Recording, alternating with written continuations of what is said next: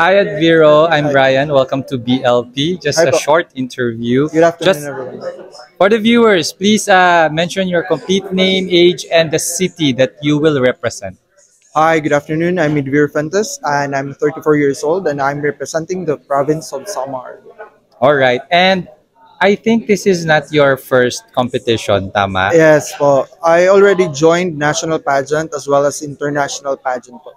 Okay. And what made you decide na magpa-screen dito sa Misters of Filipinas? I think it's self-fulfillment. So I already joined national pageant as well as international in Thailand as well as in India.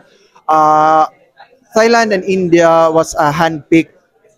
So I want to join here in national, win here in national, and to represent again our country in international pageant. Okay, It's so ano na, self-fulfillment. yes, okay. So ano na ang mga preparations na ginawa mo para ma-sure kang maging official candidate? Right now, I really working on my body as well as I read books, I read current events, I read news. So the pasarela as well or yung walk. Okay, speaking of body, kasi you have a very good physique. Thank you, Kita-kita. thank you. Yan. So, gaano katagal yan sa gym at ilang beses sa isang linggo? Sa isang araw, I work out 2 to 3 hours, 6 times a week. 6 times a week? Yes, yes. Any special diet? More on protein, only chicken, or fish, broccoli. When it comes to vegetable, okra, healthy diet, no soft drinks, no chicheria or chips, no instant noodles or pancit canton, no frozen products, selected frozen Okay. products.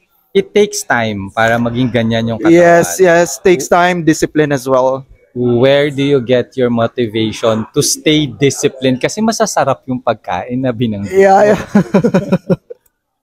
So, saan nagagaling yung motivation mo? Para years kasi yan, di ba? Para Opo, years opo. na eto lang ang kakainin mo, pumunta sa gym. Po.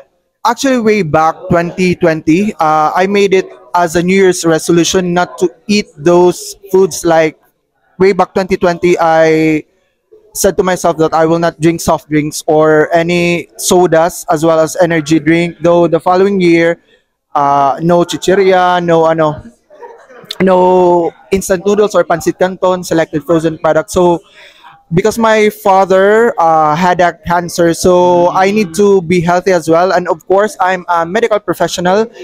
For the information of everyone, I'm a nurse. So alam ko po kung ano yung hirap pag nagkakasakit po, most especially when it comes to cancer. Okay. Because sabi mo nga, sumali ka na other competitions, na-compete ka na internationally. Is there pressure?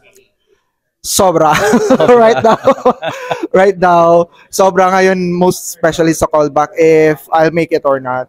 And Okay. And how are you handling yung sobrang pressure na yon? I think I'm thinking just positive lang po talaga na makakapasok ako ngayon as official candidate. All right. So, thank you so much for your time and good luck. I hope Thank to you. see you later on Thank as you. one of the official candidates Thank you. of Mr. Thank you po. Pilipinas.